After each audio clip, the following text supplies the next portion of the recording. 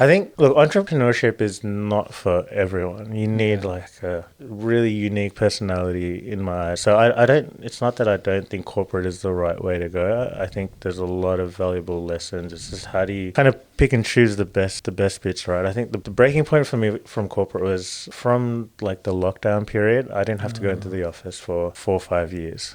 Because I manage my own department. Amazing. Because I manage my own department, like our CEO let all the department managers choose their working schedule, and I was like, if I had to choose, what? It's quite obvious what you're going to choose. Yeah, it's like every brand these days is like community, but it's like a brand pillar for us on how do we focus on community. Like not just saying, we have a community within our brand. It's how do a lot of our business decisions shape around building our community, and how do we kind of give back. Like we used to host like a lot of free yoga events and sports events, free futsal training sessions, because I always wanted community to be like a foundation. If I don't make the money that I need to make, there's someone that's not going to get paid, that can't pay their rent, and that, like I'm talked about my sleeping schedule. That's stressful. Yeah, of course. Knowing that, if we don't make X amount, which is our like break even amount, that, oh man, I'm going to struggle to pay the factory or pay some staff members. We're not close to that point, but the possibility is there. And we're so busy that 10% downturn isn't just a couple of bucks anymore, like a big chunk of our revenue. So it's scary. Assalamualaikum guys, welcome to another episode of the FairDinkum podcast. On today's episode, I sat down with Ruz Roslan, the founder of Aku, a sports brand based in Melbourne. We spoke a lot about his journey, just bringing context to his brand, leaving the 9-to-5 world and starting his business, the realities of self-development, dealing with doubt, and also backing himself to really trust his vision long-term. Also, we spoke a lot about how he started with just local futsal teams in Melbourne, now expanding all around Australia and other sports, and also international competitions in Asia, which is awesome. I think you guys are going to love this story. Honestly, I really learnt a lot. There was a lot of inspiration and it was really insightful. So hope you guys enjoy. FairDinkum. First of all, before we start the podcast, welcome to the podcast officially. Thank you for having me. Yeah. We usually ask our guests before we kickstart the conversation a few icebreaker questions that we like to ask. The first one is, especially just because we spoke about you have a different schedule to mine. You quite like to stay up and then, sleep and get up for whatever time your workday starts. But usually your focus hours are quite late. Yeah. What's your routine in terms of like energy? Do you take coffee? Do you have any caffeine?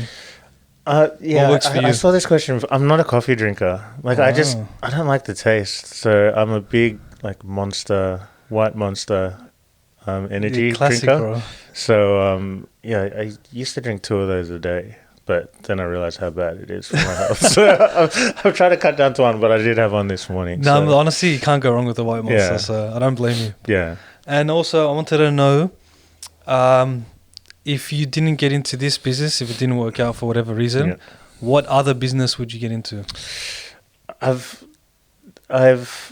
always been in corporate, so I think corporate was my safety net, but I would have just probably tried to own a cafe or a restaurant. I come from Singapore, and I always told my parents if we didn't move to Australia, I'd own like a little hawker business, like selling one dish on the side of the road, because it's I just love like chicken rice or something like that. So fortunately I got into this business because I don't think I would have been successful in hospitality. So it's quite popular these days, cafes, and it's obviously restaurants to an extent as well.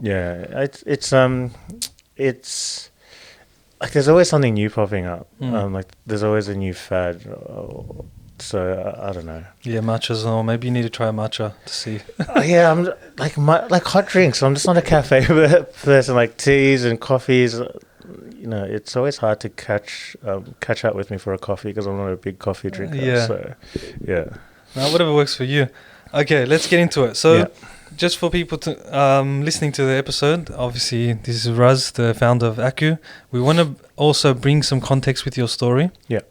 Would like to start from the start. Where were you before you even thought of the idea, Yeah. what were you doing? Were you 9 to 5, like you said, corporate? Yeah. What was going on in your life back then? So I've always been in corporate. So I got into uni, but I survived, I think, 2 weeks. And then I just didn't attend the rest of the semester, and I lied to my parents for a long time that I was still in uni, but I wasn't attending. It's just one of those things where, like, once you have the free reign in university, I didn't have that discipline or the attention span to keep attending. I was like, what do you mean I can rock up whenever I want on my own schedule? Like, it just didn't work for me. So I went into the workforce, started in a call center, and then eventually, just before ARCU, I was working for an energy retailer. So I had like 15 people in Australia. We were managing all the offshore resources for an energy company. So when Australian companies send work to India and Philippines, I managed all their stuff. So we had about 600 offshore staff that I managed. And then one day I attended like a colleague's retirement. He worked with the company for 40 years, and I thought, not to be disrespectful, but I don't want to be like that, like 40 years on, and everyone was thanking him, and I think he got a watch, and I'm like, nah, I can't see myself doing that. So I slowly started to brainstorm a plan with like, my best friend, and originally ARCU was meant to be lifestyles. Like a lot of younger people want to start like a clothing brand. Okay, but that's always tough. So, we eventually transitioned to sportswear. So it was just one of those things where we needed uniforms for our own futsal team. Okay. And then we just, why don't we just use the lifestyle brand name for the sportswear? And then, we just made the uniforms, and people liked it. So then we started making uniforms for our friends, and here we are. And then eventually, I think 2 years ago, so 5 years in, I quit my corporate job. Oh wow, it took you 5 years. Yeah, that's a lot of things. That's what a lot of people don't actually hear, how long it takes to actually get to, your so-called dream situation, working for yourself. Yeah, I've had a lot of friends who kind of just quit and put everything in it, and for me there's just way too much risk, and you make crazy decisions when you need the money. So the reason why it took us so long was I didn't want my decision-making process to be based on trying to make income, because there's a lot of pressure. Like, you need to make sure you can feed yourself, pay your rent or pay your mortgage or whatever. So we just took it slow because we just wanted to do cool stuff, and not have that financial pressure. So, I had my income, and it allowed us to kind of do what we wanted with the brand. We did a lot. So you were, would you say early 20s? When you started the ACU? Yeah, early 20s. I was like, mid to late 20s when I started ACU. So I was pretty comfortable in my corporate job. There was like a clear progression, but it was just, I think being in corporate really helped me, because it helped me structure and frame the business and understand how to manage people better and all of that. But we're all kind of in our 30s now. Yeah, and I just want to know, just for context as well, how long roughly you're working in corporate before you started, taking this on in your life as well? I like 12, 13 years. As soon as I quit uni, I jumped straight into the corporate world, mainly in energy. And majority of my roles there was just managing people. So started managing a team in a call center, then managed the operations for a call center, and then eventually I moved on to managing like the offshore department. Yeah. So those skills actually translate a lot in business management. Yeah, I think the best corporate skill you can learn is how to manage people. That's just my personal opinion, because it's so transferable, right? Like, you can move industries, but if you know how to manage people, if you know how to manage a team towards a goal, like, you can kind of do everything. And it's kind of how helped me shape ARCU, because we're all a group of friends actually. So almost all my staff in Australia are my friends. I haven't hired externally. So, it's a different complexity when you're managing your friends. You can't like have the same kind of direct conversations. Yeah, and you don't want people taking things personally. Yeah, exactly. Like there's been so many times where you'd have a really tough conversation with one of your friends, and then you have to have dinner with them after. Like for me, I'm maybe I lack a bit of empathy, but I can like 5 p.m. switch off and all right, like what do you want to? Like move on, do something else. Yeah, what do you want to eat? Let's have a bit of banter. But like some people can hold a grudge. So just trying to navigate that over the past couple of years, it's been tough. But I wouldn't want to have done this with anyone except for my friends. Yeah, so. no, that's awesome that you create a community, like starting with your close circles. Or I do want to mention just before, like we move on with the story of Aku, how important it is to actually hear that you were working like 10 plus years in corporate before starting your business and obviously moving forward with it. Because not just gaining capital, but then also experience elsewhere. Because I think nowadays I even get in the trap of, I'm sick of my 9 to 5. I want to move on. I want to start a business. And you're seeing on social media people's success every day because obviously how saturated content is. And then we're thinking like, I need to start a business tomorrow and be successful next week.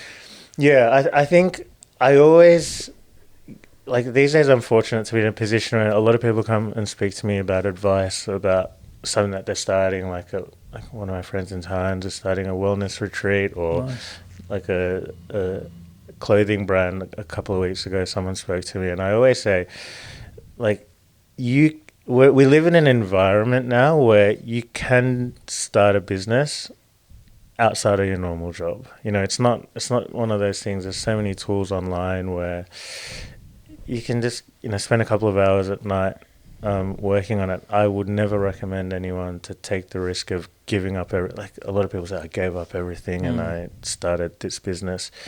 Like, I just don't think that is a sustainable way to work. You kind of need that safety net, but also you just need the skills and like the life experience to be able to take some of those things that you're going to face in terms of challenges for your own business. And I remember, when I was in the corporate world, this is how I would deal with this situation, or these are the tools that I have.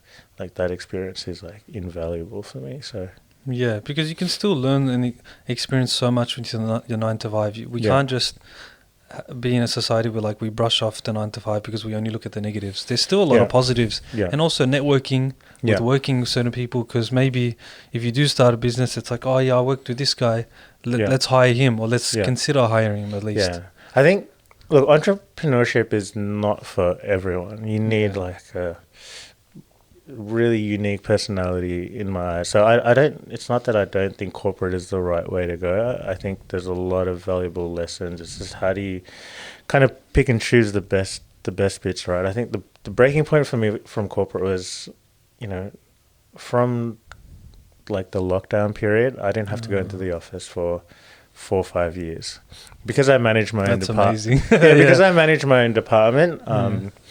Like, our CEO let all the department managers choose their working schedule, and I was like, if I had to choose, what? Like, it's quite obvious what you're going to choose. Yeah, it's like, I'll just make it flexible. So it wasn't that you had to work from home all the time; it's just do what you want. So the problem was my team never came into the office, and that started to cause like problems with other managers who were setting like maybe 2 days a week. I used to get called out in our leadership meetings because they're like, my team are unhappy because your area doesn't have to work from home, and, our team has to work for 2 days a week. And my thing was, why should I make my team miserable because you're making your team miserable? But exactly, I think, we just live in an environment where you can do stuff from home, or you can do stuff in your own time, and it works because of the internet and the tools that are there. So exactly. And I like that you said that keeping your 9 to 5 and then working on that business is probably more important, because you also mentioned before about the start of Aku, you're focusing a lot on the designs, and obviously your passion, you weren't focusing on the income, and you can only imagine if you only focus on the income, you just be stressed out, you will lack creativity. I think if you have a safety net. It allows you to build the brand the way you want it and tell the story and make business decisions not based on money, but for the benefit of the brand. So because my friends and I had our regular incomes, like the number one priority for Aku wasn't how do we get more money in the door. So we'd work on projects that were community building or were just fun things to do.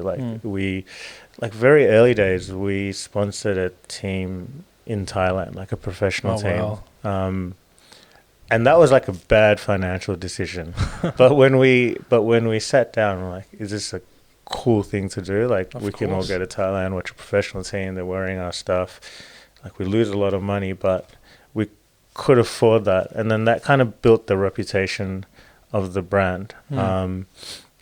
But, you know, if we didn't have a job and this was our sole income, like there's no way I would have done that because it's such a stupid financial decision. Yeah. So, the safety net just allows you to build it and just work on cool projects as you want. So Yeah, I think it's so much better to do that. And yeah, don't worry, we'll go into the international expansion soon. Yeah. I want to hear that. It's exciting. Yeah. But I wanted to know with Aku, you had it was a lifestyle brand, and then obviously you moved on to with your own team. Yeah. How was it like? Obviously, you did it for your own team because you know it's for your own mates anyway. It's cool. Yeah. But how was it trying to expand and like pitch it to other teams and clubs? Like we were very fortunate. So the crazy thing I tell people is Aku started on no capital investment because we're made to order. People always pay us before we provide the product, which I think was also we were really fortunate to move into sportswear because people need us and then we don't have to stock inventory. So yeah, we started like I play futsal. So you know there was a rule in the league where you had previously Nike or Ligeo or something like that sponsored the entire league and you had to pick from their range, and then the league made a decision that each club had to go find their own sponsor and all of that. So I met with a few different brands in Australia and it just didn't work for us. And then fortunately, like if you, I don't know if you guys have been to Asia, but like uniform and jersey culture there is massive. And I thought, why don't I just go to Asia and like try to find a supplier and we'll just try something for ourselves. So we did that. Everyone liked our uniforms. Then I started to make it for friends' social teams, and then some random started coming. So we were actually a business before we knew we were a business, if that makes sense. Like out of nowhere, like at some point we're like, hey, we're making a bit of money just doing things randomly for random people. Yeah, because you want to as well, because you guys are like designing things as well, and that must be so fun as well. I mean, I'm not a creative person, so fortunately Kui, our head designer, he's just amazing. Nice. And it's one of those things where like the guys at Aku were just kind of a bunch of misfits because he was working in a charcoal chicken shop, and he played futsal, but he was also this amazing designer with no like qualifications, but his jerseys were always on point. So, you know, and then like the guy who did our website, he was a nurse. So we're just like all doing random things, and it just kind of worked out where we all had unique skill sets that complemented each other and complemented the sportswear brand. I wouldn't say we're lucky, but it was just a random coincidence of circumstances where everyone was kind of good at something, and then and it complemented the brand pretty well. So yeah, we were just all doing random things, and then out of nowhere, like, hey, I think we're a business. Like, let's start in this day and age, to be a legitimate business, all you need to do is like start an Instagram page, right? So, yeah, literally. So we started an Instagram page, started a Facebook page, started posting our jerseys, and then we, you know, added a bit of structure to work with some more professional teams, and it was a slow and kind of steady journey from there. So yeah. So your team were friends before this happened. We were, and then you hired. So we played in Series Futsal Victoria, which is kind of the unofficial top league in Victoria. So my friends and I ran the team, but we had a lot of like random really good players in there. So the decision makers were my friends and I, and we're just like, let's just do this for ourselves. So then we started making it for our own social teams and all of that. So yeah. Yeah. I think it's worked out well for you guys. Look, you said obviously misfits and that and the different skills. I understand that with obviously different previous jobs. Yeah. But I think there's also other skills that you guys must have that keeps you going in terms of like, consistency, understanding the project and all that. Was there a moment that made you guys realize like, okay, this can be serious. Like this can really be like take us out of our previous jobs. I think the crazy thing is we didn't think that was a possibility until like the second or third year. Oh, wow. I always thought in the early days that this was always going to be a nice side business / passion project. Yeah. But, our second year we doubled our revenue. And then our third year, we doubled our revenue of our second year. So then we thought, okay, this could be our career. Like this could be our livelihood. Because I never thought it'd be our livelihood. I was really comfortable, well paid in my corporate job. But then, the goal for us is there's 8, 9 of us now. Not everyone is working full time on Aku. It's, we joke around. It's how do we start to save people from their corporate job one by one. So we're kind of 4 or 5 people in now. Well, that's the dream, especially starting with your mates. Yeah, exactly. So, it wasn't until the second or third year where we thought this is a livelihood, not just a side business project that we're working on. So, okay, so you moved into futsal because obviously it aligned with your passion and the team you already had. And then I did some research and I started to see the expansion of different sports. So then you guys obviously looked at other opportunities, reaching out. How was that process? I think we started in futsal because Kui, our head designer, and I were embedded in the futsal community for 10 plus years. So we made all of our mistakes and product refinements in futsal itself because football is a different game. Like the numbers are different. You're going from selling like 20 jerseys and products to like 600-700. So our decision to just stay in futsal for a really long time was a deliberate one because we wanted to get everything out of the way, all the mistakes, all the production mistakes, all the processes. And then when we were ready, we were like, okay, let's try to target some outdoor clubs, some smaller outdoor clubs. And then we work with a lot of FFV clubs now. The problem with sportswear is that it's very seasonal. So, again, this is where money matters now because this is our livelihood. So it's a point where how do we keep our quiet periods busy? And that's when we thought, okay, we need to look at volleyball, we need to look at basketball, we need to look at dodgeball and a lot of other sports. So season sports, the reason for the other sports expansion is because we need to be a 12-month business. Because we were at a point at year 6 where 80% of our revenue was made in the first 3 months of the year when all the outdoor clubs are ordering their uniforms, and then after that we were just like, all right, what do we do? Like, what do we do for 8-9 months? So I think looking and expanding our community in the other sports is a good way for us to stay relevant and busy over 12 months. So. Yeah, let's talk about these mistakes that you mentioned. If you remember many of them, but just so people understand, because obviously we're talking a lot about how much it's improved and developed, which is amazing. Yeah. But then also people understand the other side of it. I think, I always, if I had to give advice to anyone in business, and I don't like giving advice. When people ask me, I'm like, I'm not going to give you advice, but I'll share my experiences with you.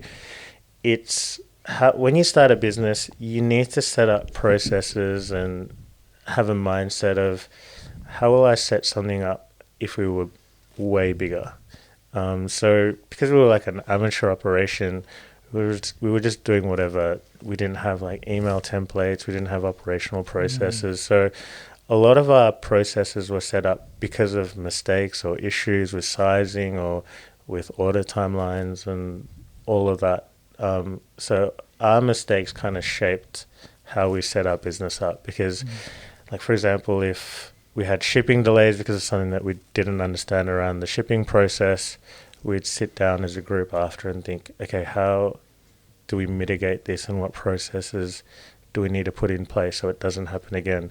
And there were a lot of those, like sizing issues, for example. Okay, how do we, like, we didn't have a size chart for 2 years. Right? I know that's crazy, right? But again, we didn't realize we were a business after a while. So, okay, how do we get some professionals to help us with our sizing chart? People think sizing charts are easy, but they're not, because it's not like a flat lay, A to B. When you put it on, the circumference, like all stuff that we didn't know we needed early on. So when customers started complaining about sizes, or sometimes like a medium you ordered 2 months ago was a little bit different to something that you might order 6 months later, like all those mistakes we kind of worked through and built processes at our factory and in Melbourne to mitigate for future. So we wouldn't be where we were without our mistakes. I prefer we didn't have them, but of course, we're at a point now where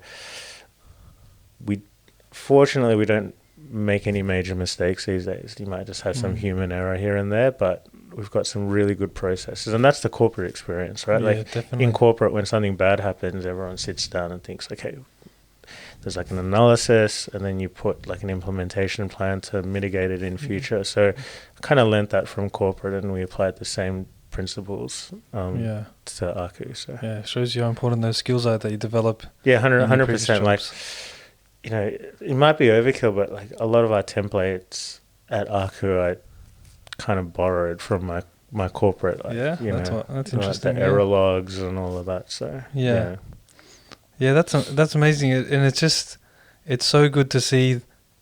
Like, obviously, I can imagine as well with like customer satisfaction in the early days, dealing with that, and just obviously there probably some doubt. I would assume in early days of your business, when you do have these issues and stuff like that. And seriously, it's a credit to your social circle that is your team now. Yeah, your workplace team, that you guys are still working and moving forward. Yeah, because a lot of people have their social circles, their friends, but they probably can't work with. Yeah, so it shows that how strong your team is.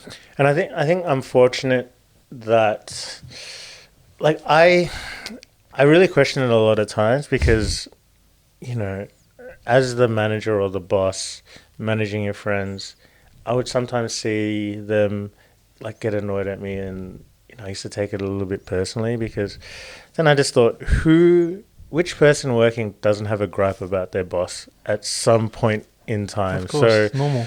I think, the fortunate thing for us is the team are really resilient, and we just had to kind of just work through. There were times where we were just like, okay, is this the right thing to do for us? But again, because we all had our safety nets of our corporate jobs, we were allowed to make those mistakes and kind of build. And fortunately, our brand is really big on community and that customer experience. So in the early days, like, people allowed us to make those mistakes, which is a little bit different now, because now we just get random orders from random people, right? Like from South Australia, like South Australia, New South Wales, Queensland. We probably wouldn't be allowed to make those mistakes now, because these are just random people who found us on the internet or saw us somewhere. But in the early days, we usually would have like 2 or 3 degrees of separation from a customer making an order. So we'd make a mistake, but they're like, oh yeah, like, it's all right. Like, as long as we rectify it, it was more acceptable back then. So okay, let's talk about the international expansion, how that all began, because I remember you mentioning that, like, manufacturing with tops and stuff going to Asia, you said. How did it all begin with even just thinking in that sort of opportunity? I think Asia's always been big for us. So during lockdown, before we even retailed overseas, business made a decision the problem with sportswear is if you go to China or if you're working with a third party supplier, you're at their mercy. And this is a lot of problems with some of my friends' brands and a lot of clothing businesses, even our competitors. You're at the mercy of that factory, and that factory maybe works with 5, 6, 7, 10, 20 different brands. So if your order is small and there's a much bigger customer, I remember we made our jackets with a factory that did stuff for Lululemon. And we thought that was cool. Like, Yeah, that's oh man, awesome. we got Lululemon quality. But then we realized, like, when we were submitting like an order of 100 jackets, they're like, well, Lululemon's got like a 50,000 piece order, so your order has to wait Oh my god. until they're finished. You know what I mean? because of their priorities. Yeah. And that's why there's a lot of delays with brands. That's why we had a lot of delays, because those factories don't really care about the smaller guys, and I understand why. So during lockdown, we made a decision. Hey, we just need to open our own facility, and we did that in Vietnam. Oh wow. Yeah, so massive risk. Again, like, you're putting a lot of money, you're hiring people. Like, those guys need to, it's just one of those interesting things where this has always been a passion project, but when you hire people overseas, this is their livelihood. It's like their careers, you know what I mean? So we made that decision. It was the best decision we ever made, because we control the pipeline, we control all the quality, and also all like that. time frame of orders and all that. Yeah, exactly. So I can prioritize if an urgent high priority order comes in, I can say, hey, you need to move this here and turn this around. Or if I need some special customizations, I can work directly with my own factory and staff and say, hey, this is how we need to create this uniform or this jacket or whatever it is that we're creating. So that flexibility really helped us. But I think having that central base in Vietnam allowed us to easily ship to Thailand and to Japan. We had Aku Japan during lockdown. It didn't work because you just need people on the ground. We had a staff member there, but Thailand's worked really, really well for us. So, that's so cool. The way that came about was one of my teammates, he just mentioned to me, oh, my dad and my brother work in Thailand. And I thought, oh, there just must be like some small time players in the Thai market. But they were like, one was a pretty big Thailand futsal coach, and their dad was a big member of the AFC. Oh, that's perfect.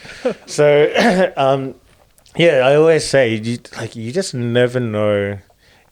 Like, when you play sport, you just see everyone as kind of equals, and like, we're all just a bunch of idiots playing together. But like, when people go home, you just don't know who they are. So, exactly, the other side to their life. Yeah, exactly. Like, I've played with so many teammates. I've just never really taken the time to know what their families are like or who they are in the world. Because in sport, everyone's equal, right? Exactly. So when I found that out, I made contact with a brother. We became really good friends. He got me working with a few Thai teams, and then I became close with their family, and then that's how we kind of started moving around in Thailand. And we've got a lot of projects happening in Thailand at the moment. Just so I can paint the picture, so Vietnam is the facilities, the manufacturing, but then in terms of like teams and competitions, Thailand was number one. Thailand, yes, Thailand is where we are currently expanding because we work with the AFC. That's huge, yeah. We were really fortunate last year to sign a merchandise partnership with them. So we do a lot of their competition staff uniforms, like polo shirts and track pants and stuff like that. So we're focusing a lot on all the work in Thailand and the AFC at the moment. The problem for us is the margins in Asia are so low. Those like, you're working with people who are used to getting jerseys for like $8. We can't compete with that. So goal for Thailand is not to make money, it's just to build our base in Asia. But it also improves our credibility back home. Of course it does, of course. Like, I slapped that AFC logo everywhere. It's on our website. It's huge. Just when I was doing my research and I saw it, I'm like, this is unreal. Yeah. Like, it's so cool. Yeah. And that came about because of just good connections and a little bit of luck. So we talk about networking. You just never know which person that you're nice to will be able to help you out one day. Yeah, that is very true. So, that person might be no help to you now, but like some of our biggest partnerships were people that we were just really nice to 2-3 years ago, and then they eventually grew to become club presidents or club secretaries, and you've already got that relationship. So yeah, that was our biggest lesson from the AFC. You just never know what one positive relationship way back will turn into in a couple of years, and that's really how it came about. A lot of people ask me about the AFC and think, oh, was it like a rigorous tender process? And because it's very official, they're obviously a part of FIFA, but it was just because I got along well with one of my teammates who introduced me to his family that are a big part of the AFC, and they liked what we did. They did put us through a lot of tests, like they did some smaller orders, and once they were comfortable that we could do what they needed, we signed with them. But yeah, it does show the importance of communication, because obviously it's that first impression as well. Yeah. Because especially like we said, customer satisfaction, but then also when you have that connection with someone and that good first impression, even if they themselves are not related to futsal or anything, but they might know someone that's massive with connections and all that. Yeah, and I think this is why, community, it's so cliche. Like, every brand these days is like community, but it's like a brand pillar for us on how do we focus on community. Like, not just saying we have a community within our brand. It's how do a lot of our business decisions shape around building our community, and how do we kind of give back. Like, we used to host a lot of free yoga events and sports events, free futsal training sessions, because I always wanted community to be like a foundation of the brand. And that just helped, because the bigger your community, the bigger your network. You just never know who's a part of it. So the community is really and the community connections really help shape us. So. Yeah, and I assume as well, when you're wanting to compete with brands that have been established for so many more years, you need something that makes your brand unique. Yeah, 100%. It's I think of it as Nike and Adidas are our competitors. Like, when we're pitching to FFV or international federations, how do I compete with Nike and Adidas? Admittedly, their product's way better, their branding is awesome. I obviously use a lot of Nike as well, but I think sometimes that business decision is they just like that community element. We're on the ground, we understand. We're getting into basketball now, for example, and I'm hosting a 3x3 basketball event competition with awesome prize money in 2 weeks, because when they have to make a decision at that purchasing point, it's Nike and Adidas are amazing, but these guys are cool. I went to their event, I saw their faces, I know who they are. You feel connected. Yeah, exactly. So we kind of have to do that, because we're not a budget brand either. So I'm not trying to focus on the people who want a good bargain. I kind of want to focus on the people who want to make a conscious choice and are happy to spend a bit of money, and the community element and being a part of the community is a key point in some people's decision-making process. So. Yeah, of course. I think a lot of people have started to speak about that with on social media about businesses. Let's just use Nike and Adidas, for example. They're trying different ways in terms of their marketing skills in trying to feel more relatable. Yeah. And that's where the advantage of small businesses come in on social media. So it's pretty cool to see that change where these big companies are trying to be more community-based or smaller, which they can't. Yeah. But then it's that's where your advantage comes in. The thing I always say is with clothing and even sportswear, it's all the same cotton. like the cotton's the same, the way Yeah. stuff is stitched is the same. Like clothing has gone through so many iterations where there's just not that much new stuff anymore. Like a t-shirt is a t-shirt, but your logo or what you print on that t-shirt means more to people these days. It's Exactly. like if I buy this brand, this is what it represents, or this is how it makes me feel. Instead of just getting the tick, for example. So it's how do you build your story and your brand, and how that represents on clothing. I think that is super important these days. So Yeah. yeah, I've started to realize that as well, especially like getting into running recently with running material and stuff. It's all quite similar. yeah, That's why like I've started to build my own thing with my run club yeah, and trying to emphasize the community feel and like what you're wearing is like part of your identity, yeah, not just the tick and yeah, like you 100%. said. And I think that's also why I like sportswear. We always say, like for example, your run club, right? You're probably just like a bunch of 12, 15 people randomly going for a run at the same time. But once you have a logo and you're all wearing the same thing, you become something way bigger. 100%. And I think that's the importance of the storytelling behind what you wear and your logo and stuff like that. Yeah. So yeah, I think the identity and the community and the way that translates into merchandise or sportswear is really important. So Yeah, I do think running might move into the sports wear type of field where like you obviously now you're still seeing run clubs with their own t-shirts, but more would be like it'll seem like a team. Yeah, which could be exciting for your brand as well. Maybe in the future we could talk about this, but 100%. I think like we do have like we do work with a couple of run clubs, and it's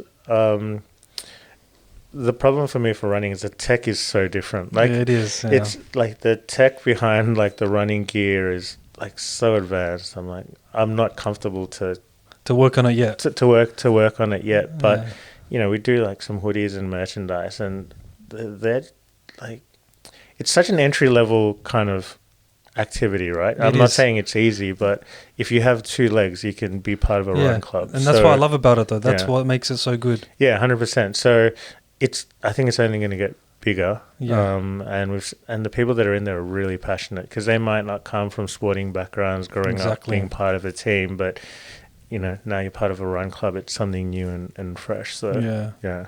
No, it could be good. Could be promising. Let's talk about your first trip to Thailand. So you've been to Thailand on the ground, right? Yeah. In terms of like your brand and some competitions. Yeah. Let's go through that experience because going to Thailand maybe to watch some competitions is pretty cool, but then to see your own brand in action, that must feel unreal. Yeah, it's the first time we sponsored a professional club, Phetchaburi. They play in the Thai League. So the Futsal Thai League is one. Which city, by the way? Sorry. In Phetchaburi, just outside of Bangkok, but they were based in Bangkok. So, it was one of those things where again, in the early days, we didn't make smart financial decisions. We just did stuff that we thought was cool. So when we sponsored that team, the whole team flew over. There were like 6 or 7 of us in Thailand. It was like semi-work trip, but also They didn't want to miss out. Group of friends on holiday. And yeah, just seeing them. Unfortunately, when we sponsored them, it was during lockdown, so there wasn't massive crowds or anything like that. But just seeing them live on Thai TV and on YouTube and being on the ground working with the team, I think in sports, when you see professional teams, you have this stigma of whoa, this is massive. Everything's run really, really well, and I'm sure you have that in like the EPL, but in Australia and anything under, it's just like when we were there, we're like, oh, is this it? Like, they're just like regular dudes like us, who are very, very good at what they do. But it was just such a satisfying moment knowing that it's like a validation for ourselves that, hey, we can kind of do this at the highest level. And that first trip was probably more like a holiday because we were just there. We delivered the kits, we did some photo shoots, but then we watched them play in an empty stadium at the time. But yeah, it was just such a fun, validating experience. Mm. And then the second trip, which was only 2 years ago, that was probably more where I just felt it really hit me that, hey, we're one of the guys. Yeah, You know what I mean? we're moving in the right direction. Yeah, we're not just some random brand group of mates in Melbourne selling sportswear. Like, we are genuinely operating at like the highest level in Asia. So we worked with a club in Korat, which was 4 hours outside of Bangkok. Okay. And their stadiums were full. Like, people were buying a whole bunch of merchandise. But again, it was still like the organization part wasn't the best. Like, it really opened my eyes up to, you never believe what you see on like social media and all of that. But yeah, it was still a rewarding experience. And then from there, it kind of shaped how we got into the AFC, because they saw that we were working with some professional clubs. It's like that validation that, oh, these guys are legitimate. Yeah. So, before I knew it, I was standing in the AFC office, the Thai FA AFC office, and I'm just like, what am I doing here? Like, a lot of people that I see on TV in terms of the dignitaries and officials are just walking past, and I was like, I've had a bit of imposter syndrome. Yeah, like, how did I get here? Yeah, what am I doing here? I still feel like that a lot, but it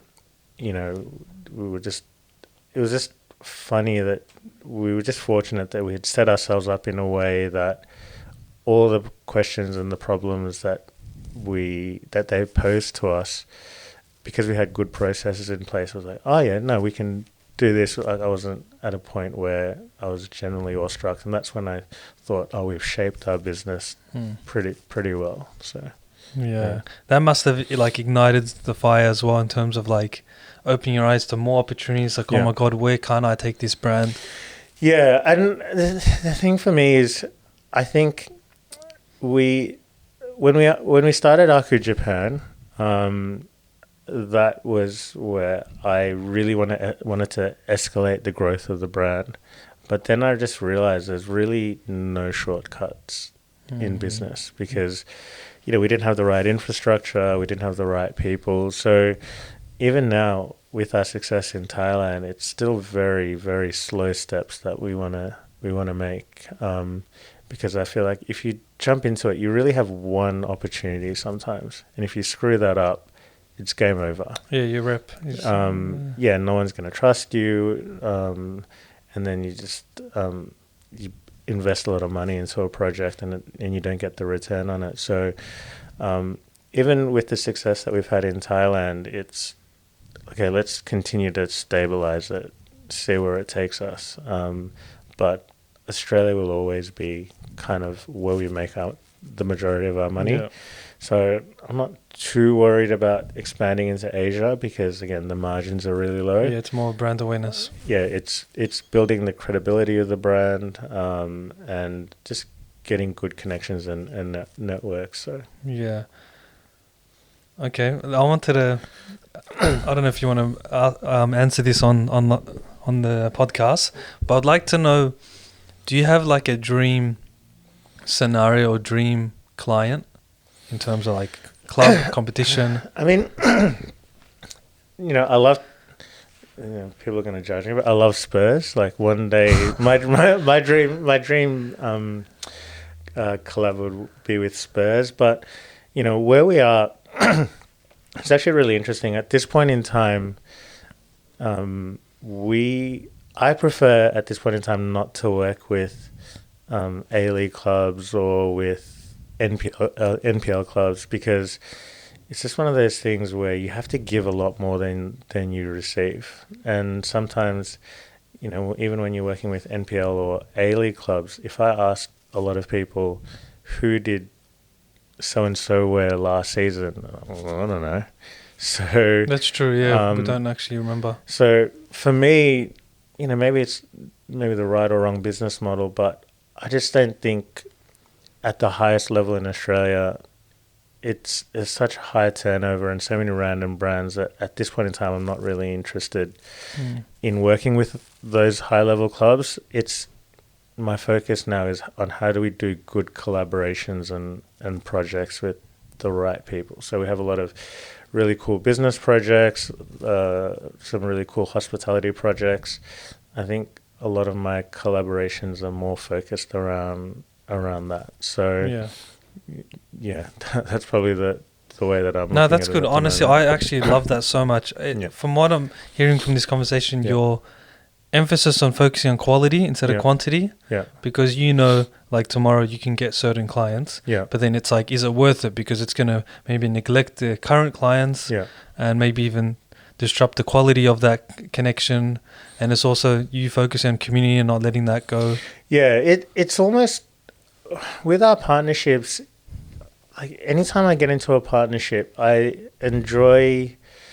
comfortable where both sides win, right? Like, even when clubs come to us and propose something where they don't get anything and Aku get more benefit, I'm not comfortable with that because I never believe there's there's no free lunches for me. Yeah. I always think there's got to be an ulterior motive, or it's not a sustainable partnership if only one side gets all the benefits. So anytime I do a collab or work with a team or a project, we both have to succeed or get something back in return. So, a lot of those at the high level, it's usually one way. And I just don't think sports branding I see the EPL at the cream of the, all the La Liga, EPL at the cream of the crop. Those are yes, there's benefit there. But anything underneath that, like the professional clubs in Asia and Australia, I just don't think there's strong enough brand presence or brand pulling power to kind of give more than that I'll get more than I give. Okay, you know what I mean? Yeah. So it's just not something that I'm interested in at the moment because I just don't think it'll help the brand in the long run. I'd rather put that money into cool projects like the basketball tournament that we're doing for the community, where we're putting up like $2,000 worth of prize money across different divisions.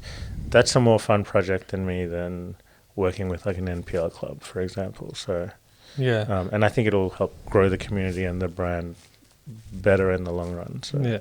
And how's it been working with other sports? Because obviously you come from a futsal background, and now you're working in different types of competitions, rules and how it works. How's that experience been for you?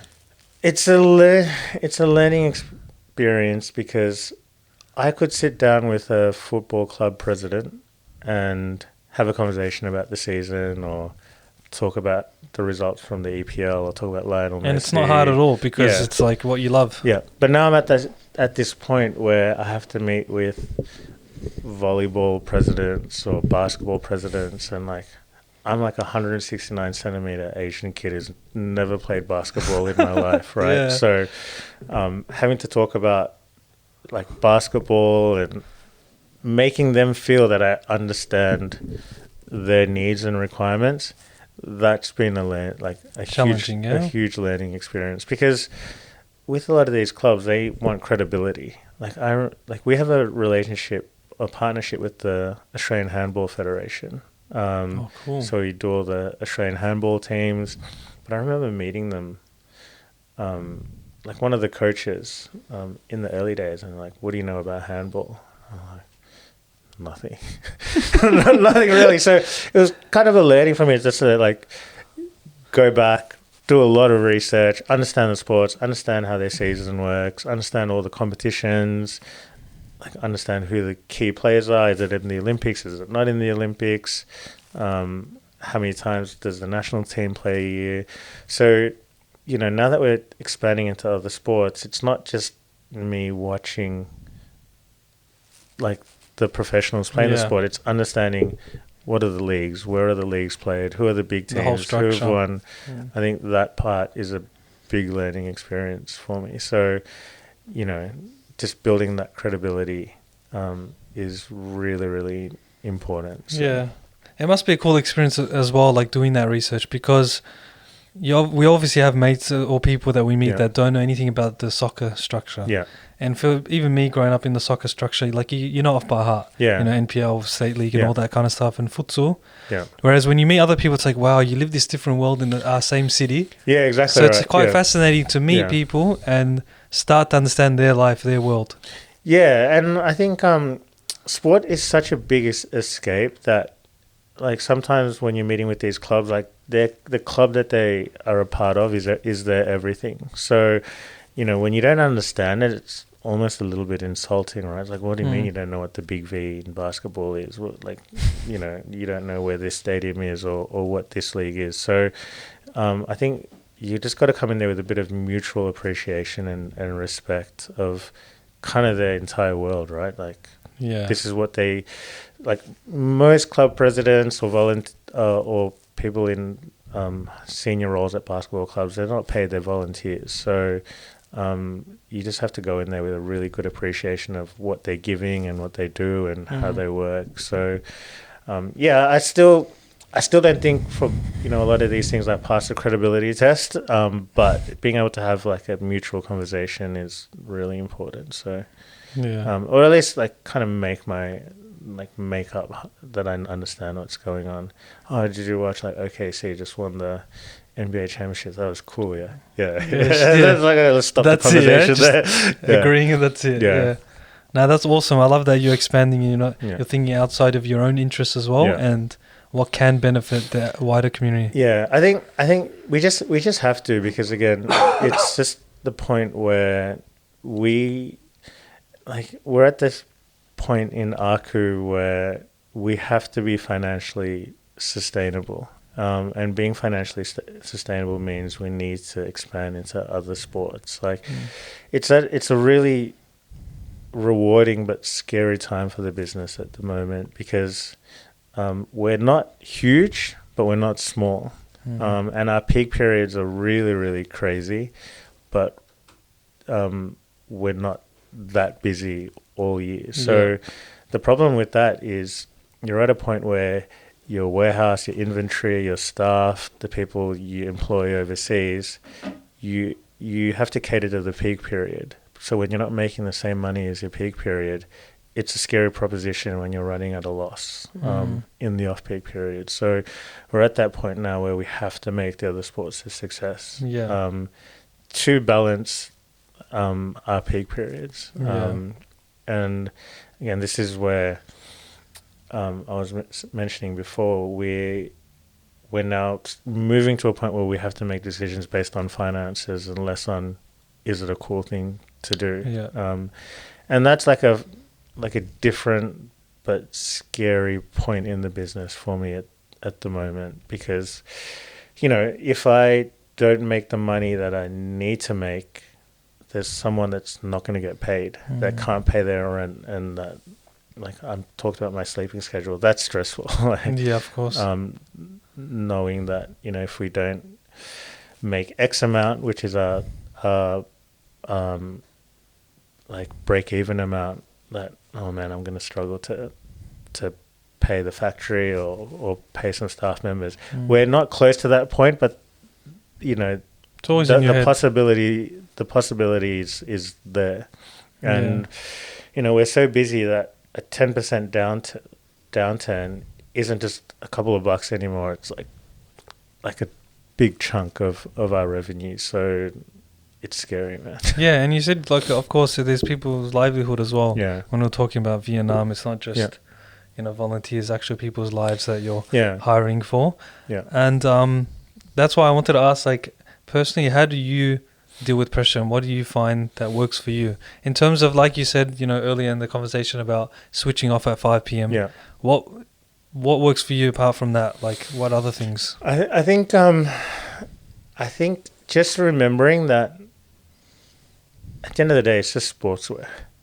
You know, I know that sounds crazy, but like, we used to get so stressed out with like one jersey being late or like one customer complaining. But I think you just have to get to a point where it's like, okay, we're just doing sports. Like, it's just sports. It's not that serious. You know, like, we're not curing cancer or anything like that. So being able to kind of structure that in my head. But I think really that I've just been fortunate.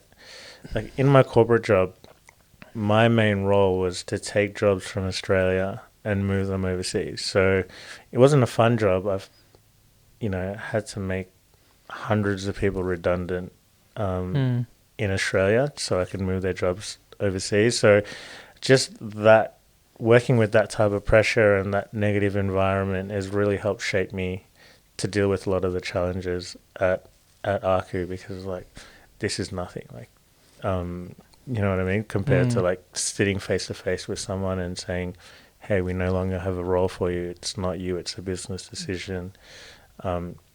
Having hundreds of those types of conversations, it's just not that serious in the context of some of the challenges that we face. So, that's just kind of the mindset. It is like, the thing is, it is very important, but I don't want to get so worked up on like little challenges and issues and stuff that could happen, and that's kind of how I distance myself from it mentally. So not overthinking about or magnifying the issues that you have.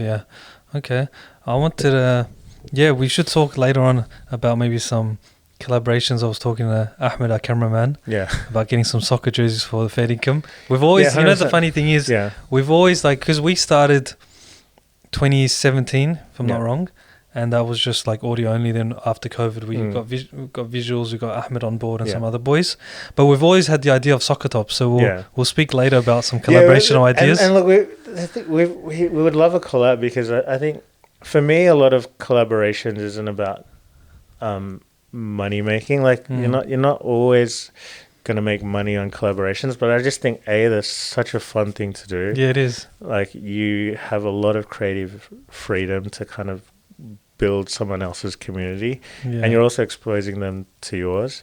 But we've had a lot of collabs recently around like vintage is in these days. Yeah, it's so popular. Like a lot of old school soccer jerseys.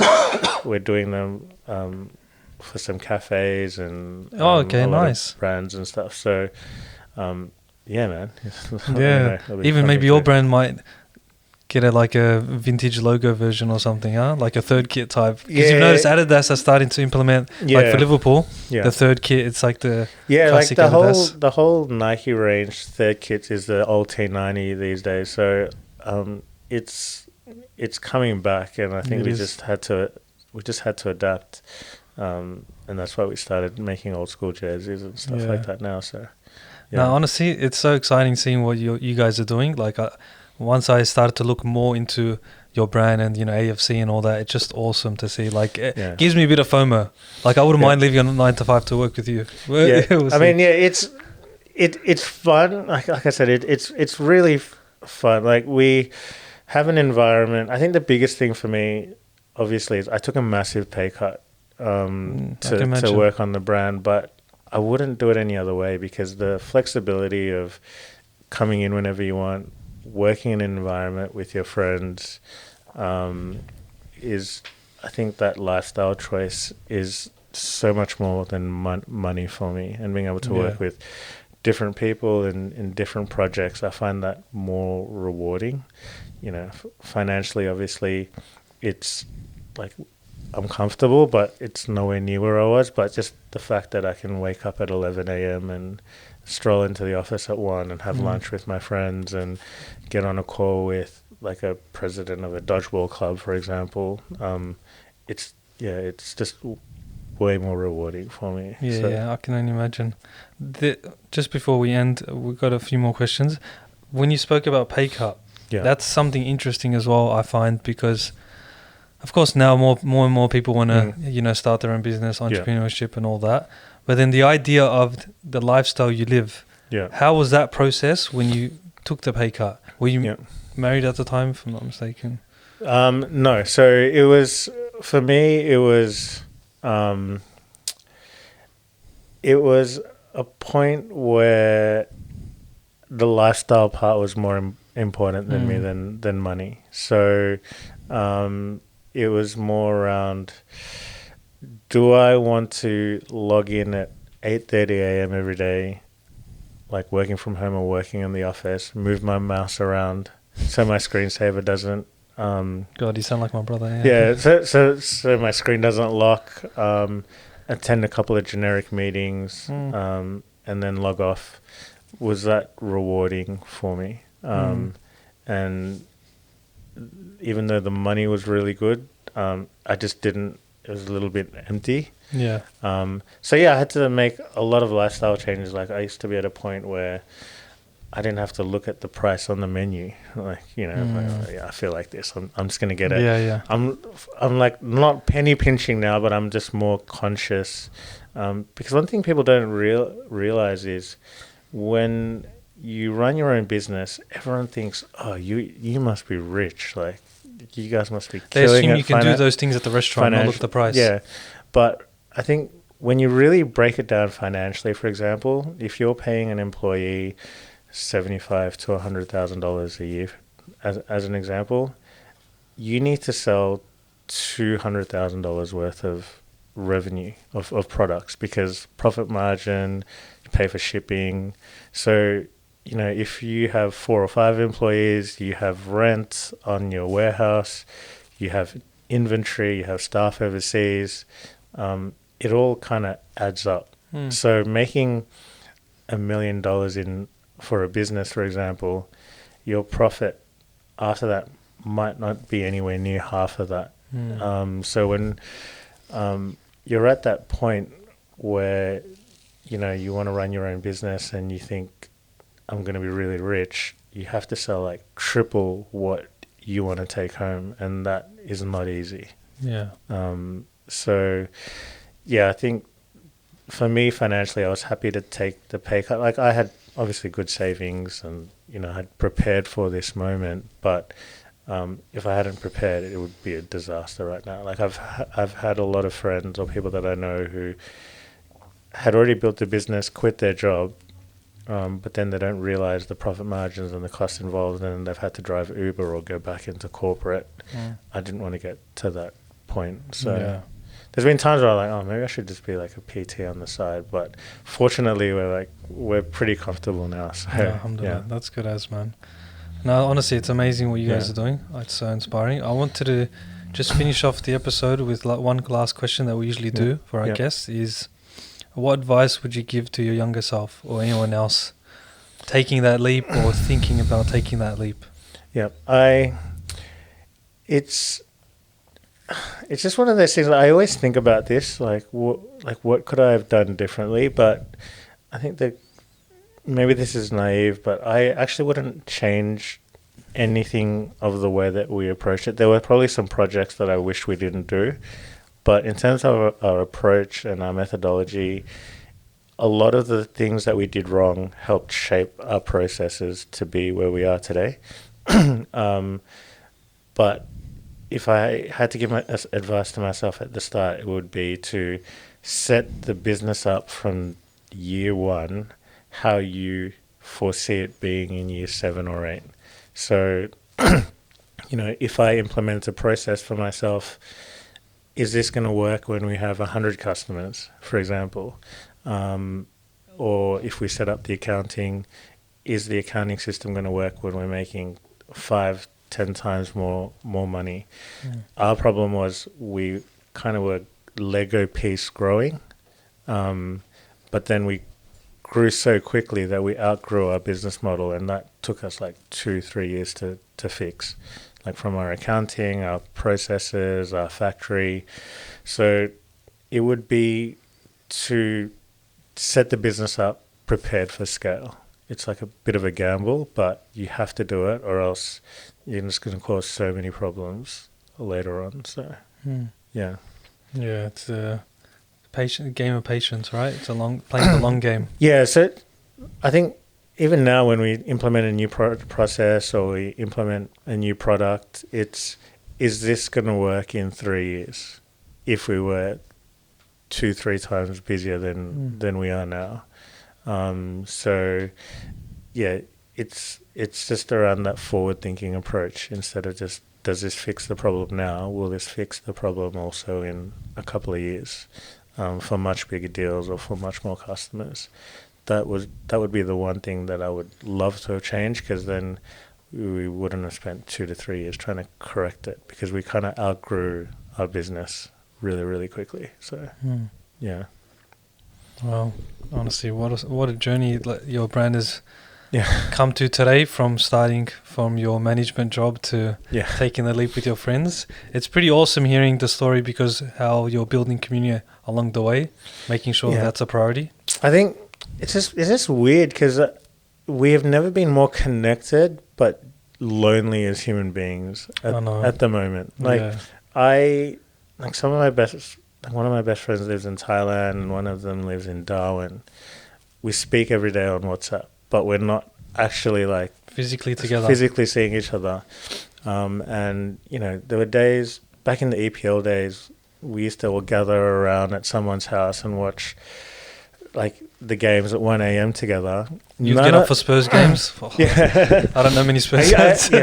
But that doesn't happen anymore. Everyone's watching from like their TV and they're on WhatsApp talking about the game. A bit of laziness as well, leaving the house. So I think like the world has never been more lonely. So I think our focus on communities is how do we bring people together at events or under the AKU banner through like free sports training and stuff like that. So I think the community element is like so critical in this day and age. And it's like a little bit of a personal mission for me to just try to bring as many people together, because I think, sometimes when I eat alone at home, I'm like watching like a food reviewer on YouTube. I'm like, that's just normal. We all do that. That's just normal life. But if you think about it, like that's so lonely, man. Like, I know. It's become normal because on social media we all follow each other and we see what we're doing every day. Yeah. We feel connected. Yeah. But physically, that's what we need, the physical interactions more. Yeah, as humans. 100%. So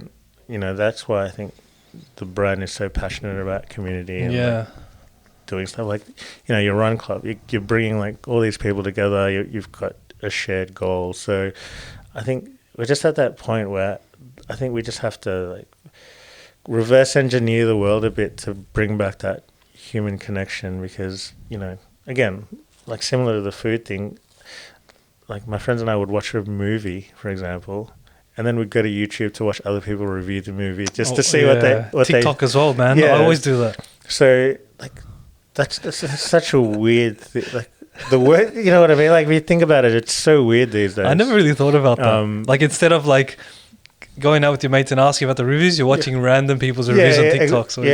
Exactly. So like I don't think ARC is going to fix any of it, but like for me, it's just how do we kind of bring people closer together. You're starting your community. I'm starting mine with the Run Club. That's the main thing. We're starting our own communities, or at least giving opportunities for people in our neighborhoods. I think it's just one of those things where the world has to correct itself a bit after lockdown, because I'm not going to lie, like after lockdown, I loved being by myself. Like it was the best. Like you appreciate it more, Yeah, but I think we've just gone way too far one way. That we kind of got to bring ourselves. No one wants to leave home. Yeah, exactly. That's true. I'll give you one tip with staying up for EPL more often. You might need to change your team to Liverpool. I think we just signed Isak. So. Look, I know this is like forbidden, but I used to go for United.